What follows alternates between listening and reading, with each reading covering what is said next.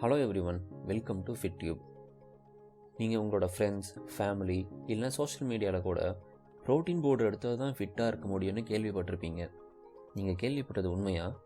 Protein powder எடுத்தால் தான் result வருமா? ப்ரோட்டீன் பவுடர் யாரெல்லாம் எடுக்கலாம், யாரெல்லாம் எடுக்கக்கூடாது? இந்த மாதிரி நிறைய கேள்விக்கான ஆன்சர்லாம் இந்த வீடியோவில் பார்க்கலாம். ப்ரோட்டீன் பவுடர்னாலே ஸ்டெராய்ட்ஸ்னு சில பேர் நினைக்கிறாங்க. ஆனால் அது ஸ்டெராய்டு இல்லை. எல்லோரும் மேஜராக ப்ரோட்டீன் பவுடர்னு சொல்கிறது என்னதுன்னா வே ப்ரோட்டீன். இந்த வே ப்ரோட்டீன் மில்க்லேருந்து வர ப்ரோட்டீன். ஜென்ரலாகவே நம்மளுக்கு body weight into 1 gram protein daily சாப்பிட்டா ஹெல்த்தியாக இருப்போம்.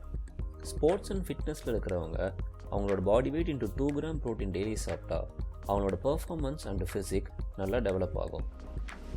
ஸோ ஹெல்த்தி அண்ட் ஃபிட்டாக இருக்க ப்ரோட்டீன் முக்கியம். ஆனால் நீங்கள் வே ப்ரோட்டீன் சாப்பிட்ணுமா அப்படின்ற கேள்விக்கு என்ன ஆன்சர்னு கேட்டால் அது ஒருத்தருக்கும் மாறும். எக்ஸ், மில்க், சிக்கன், பன்னீர், சோயா இந்த மாதிரியான நேச்சுரல் ஃபுட்ஸ்லேயே ப்ரோட்டீன் நிறைய இருக்குது. ஸோ உங்களோட டெய்லி ப்ரோட்டீன் ரெக்யர்மெண்ட்டை நேச்சுரல் ஃபுட்லேயே உங்களால் கவர் பண்ண முடிஞ்சால் உங்களுக்கு வே ப்ரோட்டீன் அவசியம் இல்லை.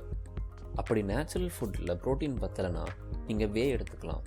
வேயோட அடிஷ்னல் பெனிஃபிட் என்னென்னா அது fast digesting protein. Top 5 cheap and best protein என்னென்னு தெரிஞ்சுக்கணுன்னா டிஸ்கிரிப்ஷனில் அதுக்கான எங்கள் வீடியோவோட லிங்க்கு போட்டிருக்கேன். நீங்கள் மில்க் ப்ராடக்ட்ஸ்க்கு அலர்ஜியாக இருந்தால் ஆர் நேச்சுரல் ஃபுட்லேயே தேவையான ப்ரோட்டீன் சாப்பிட்டீங்கன்னா உங்களுக்கு வே வேண்டாம். மற்றவங்க வே சாப்பிட்லாம். அதுக்குன்னு மீல் ரீப்ளேஸ்மெண்ட்டாக வேவை யூஸ் பண்ணாதீங்க. அதோட பேருக்கு ஏற்ற மாதிரி உங்கள் மீலோட சப்ளிமெண்ட்டாக இதை யூஸ் பண்ணிக்கோங்க. இந்த வீடியோ யூஸ்ஃபுல்லாக இருந்தால் ஷேர் பண்ணுங்கள், லைக் பண்ணுங்கள்.